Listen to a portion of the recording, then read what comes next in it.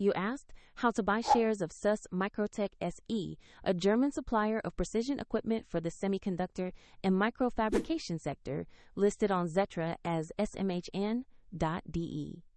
This video is for educational purposes only and is not financial advice.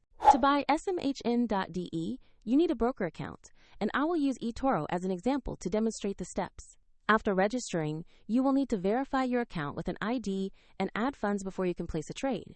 Use the platform search bar and type the ticker smhn.de to locate the listing. Make sure you pick the Xetra-listed SUSS MicroTec SE entry to avoid the wrong instrument. On the asset page, you will see a short company overview and a price chart showing recent movement.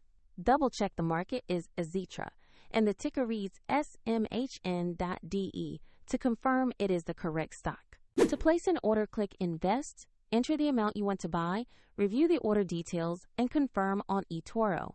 If the market is closed, the order will execute when trading opens.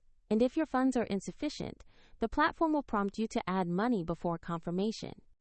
Once executed, the position will appear in your portfolio, where you can monitor it. Find the eToro link in the description if you want to explore the platform further.